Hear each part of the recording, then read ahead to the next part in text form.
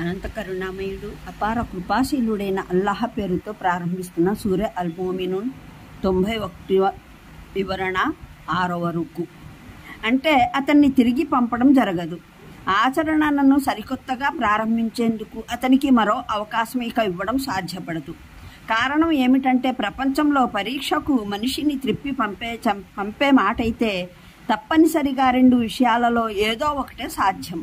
అతని జ్ఞాపక శక్తిలో, చేతనలో అతను మరణానంతరం పరిశీలించినదంతా భద్రపరచాలి, లేదా దాన్నంతటినీ తుడిచిపెట్టి తొలి జీవితంలో అతను భావరహితంగా ఉన్నట్లే అతన్ని తిరిగి పుట్టించాలి. మొదటి విధానం అవలంబిస్తే పరీక్ష ఉద్దేశం దెబ్బతింటుంది. ఎందుకంటే ఈ లోకంలో మనిషి పరీక్ష జరిగేది అతను యథార్థాన్ని చూడకుండా తగు బుద్ధి బలంతో సత్యాన్ని గుర్తించి దాన్ని నమ్ముతాడా లేదా అన్నదే. ఇంకా ఆజ్ఞాపాలన, ఆజ్ఞోల్లంఘన రెంటికి స్వేచ్ఛ ఉన్నా ఈ 2 మార్గాల్లో ఏ మార్గాన్ని అనుసరిస్తాడో అన్నది కూడా అతనికి యథార్థాన్ని చూపెట్టి ఆజ్ఞోల్లంఘనకు ప్రతిఫలాన్ని ఆచరణాత్మకంగా చూపించి ఇక ఎన్నుకునే మార్గాన్ని అతని కోసం మూసివేసినట్లయితే ఆ తర్వాత అతన్ని పరీక్షావలయంలో పంపడమే నిరర్థకం. ఇదంతా జరిగితే ఎవరూ నమ్మరు, ఎవరు విధేయతకు విముఖులవుతారు. పోతే 2వ విధానాన్ని అవలంబిస్తే ఒకసారి పరీక్షించి దాన్ని మళ్ళీ పరీక్షించడం లాంటిదే. ఒక వ్యక్తి అదే పరీక్షలో నిష్ఫలుడైనప్పుడు అతన్ని సరిగ్గా అలాంటిదే మరో పరీక్షకు పంపడం నిష్ప్రయోజనం. ఎందుకంటే అతడు మునుపు చేసినదే తిరిగి చేస్తాడు. మరిన్ని వివరాలకు చూడండి ఖురాన్ అవగాహనం సంపుటి 1 అల్-బహ్రా పాదసూచిక 228, సంపుటి 2 అల్-అన్ఆమ్ పాదసూచికలు 6, 139, 140, సంపుటి 3 యూనుస్ పాదసూచిక 26. దీన్ని ఇలా కూడా అనువదించవచ్చు: ఈ మాటనే అతను ఎలాగూ పలుకుతాడు. భావం ఏమిటంటే అతని ఈ మాట పరిగణనలోకి తీసుకునే యోగ్యమైంది కాదు. శిక్ష ముందుకు వస్తే అతడు ఇక ఈ మాట పలకకపోతే మరేం చెబుతాడు? కానీ ఇది కేవలం చెప్పడం వరకే. మరలి వెడితే తాను చేసి వచ్చిందే మళ్ళీ చేస్తాడు. అందువల్ల అతన్ని వాగనివ్వండి, తిరిగి వెళ్లే తలుపులు అతని కోసం తెరవడం జరగదు. బర్జఖ్ అన్నది పర్దా అనే పారకీ పదానికి అరబీకృత పదం. అయితే భావం ఏమిటంటే ఇప్పుడు వీరికి ప్రపంచానికి మధ్యన ఒక అడ్డుతెర వచ్చేసింది. అది వారిని తిరిగి వెళ్ళనివ్వదు. ప్రళయం వరకు వీరు ఇహలోకము పరలోకాల మధ్యన ఈ విభజన రేఖ వద్ద ఆగి ఉంటారు. అంటే తండ్రి తండ్రిగా మిగులడని, కొడుకు కొడుకుగా మిగులడని అర్థం కాదు. భావం ఏమిటంటే ఆ సమయాన తండ్రి కొడుకుకు ఉపయోగపడడు, కొడుకు తండ్రికి ఉపయోగపడడు. ప్రతి ఒక్కడు తన పరిస్థితుల్లో చెప్పుకోనంత మేర చిక్కుకొని ఉంటాడు. ఇతరుల్ని పరామర్శించే స్పృహ కూడా ఉండదు. ఇక సానుభూతి తెలుపడం లేదా సహాయపడటం అన్నది సుదూర విషయం. ఇతర చోట్ల ఈ విషయాల్ని ఇలా వివరించడం జరిగింది: ఏ ప్రాణ స్నేహితుడు తన మిత్రుణ్ణి పరామర్శించడు. అల్-మాఆరిజ్ 10వ ఆయత్. ఆ దినాన అపరాధి తన సంతానం, భార్య, సోదరుడు, తనకు తోడ్పడే దగ్గరి కుటుంబీకులు, ప్రపంచంలోని ప్రజలందరినీ పరిహారంగా చెల్లించి తన్ను తాను శిక్ష నుండి కాపాడుకోవాలని కోరుకుంటాడు. అల్-మాఆరిజ్ 11, 14 ఆయట్లు. ఆ రోజున మనిషి తన సోదరుడు, తల్లిదండ్రులు, భార్య, సంతానం అందరి నుండి పారిపోతాడు. ఆ రోజున ప్రతి వ్యక్తి తన పరిస్థితుల చిక్కుల్లోనే ఇరుక్కొని ఉంటాడు. అతనికి మరెవరి స్పృహ కూడా ఉండదు. అబసా సూర 34, 37 ఆయట్లు. అంటే ఎవరి యోగ్యమైన ఆచరణలు భారీగా ఉంటాయో, మరి ఎవరి సత్కార్యాల పళ్ళెరం దుష్కార్యాల పళ్ళెరం కన్నా బరువుగా ఉంటుందో వారన్నమాట.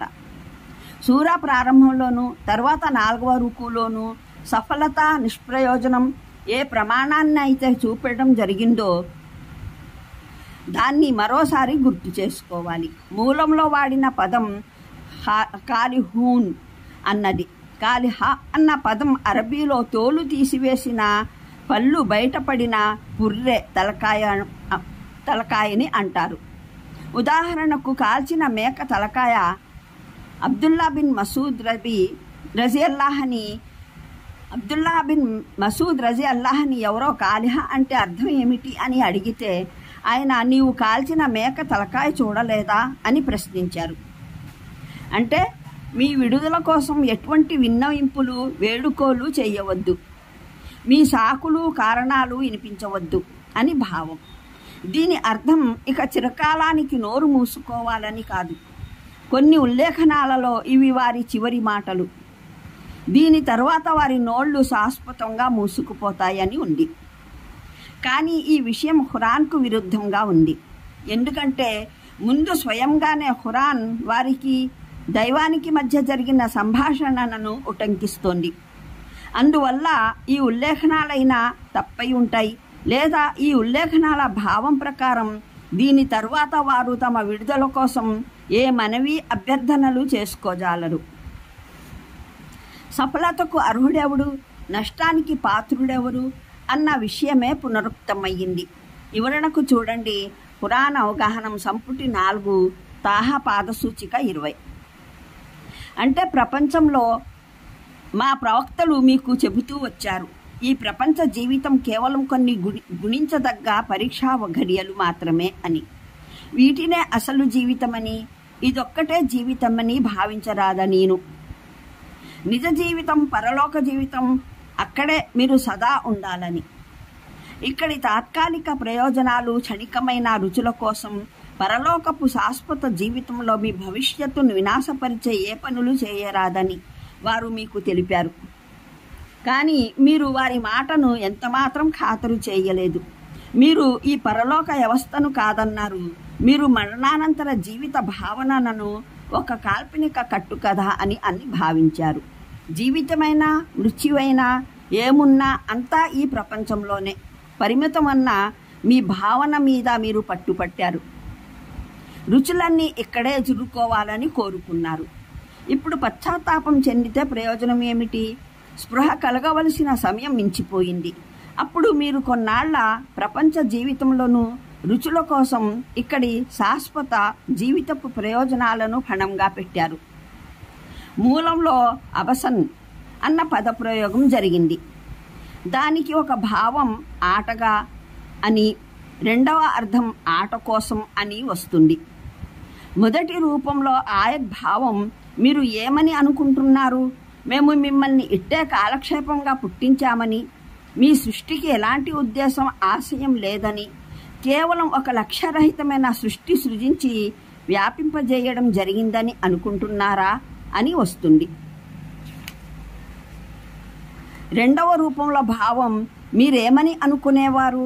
మిమ్మల్ని కేవలం ఆటపాటల కోసం, కాలక్షేపం కోసం, ఫలితమే వెలువడని వ్యర్థమైన కార్యకలాపాల కోసం పుట్టించడం జరిగిందని భావించారా అన్నది.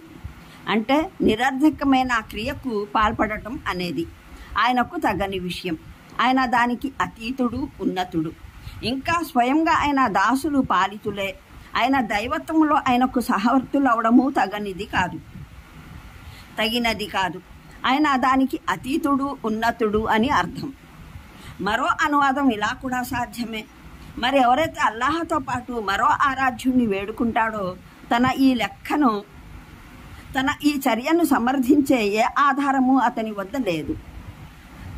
అంటే అతను లెక్క పరిశీలన, విచారణను తప్పించుకోలేడు. మళ్ళీ అదే విషయాన్ని పునరుక్తం చేయడం జరిగింది. నిజానికి సాఫల్యం పొందేవారెవరు, దాన్ని పొందలేని వారెవరు అన్నది. ఇక్కడ ఈ దువా ప్రార్థనలోని సూక్ష్మమైన భావగర్భిత లక్షణం దృష్టిలో ఉంచుకోవాలి. దీనికి ముందే పైన కొన్ని పంక్తులకు పూర్వం ప్రవక్త మహానీయులు సల్లల్లాహు అలైహి వసల్లం ఆయన సహచర గణ్యుల రజియల్లాహల శత్రువుల్ని పరలోకంలో పరమప్రభు అల్లాహ క్షమించడానికి నిరాకరిస్తూ ఈ ప్రార్థన చేసే నా దాసులను మీరు అవహేళన చేస్తూ ఉండేవారు అని అంటాడన్న మా ప్రస్తావన వచ్చింది. ఆ తర్వాత ఇప్పుడు దైవ ప్రవక్త సల్లల్లాహు అలైహి వసల్లంకు అలాగే ప్రవక్త సహచరులకు కూడా ఈ ఆదేశం ఇవ్వబడుతుంది. మీరు సరిగ్గా మేము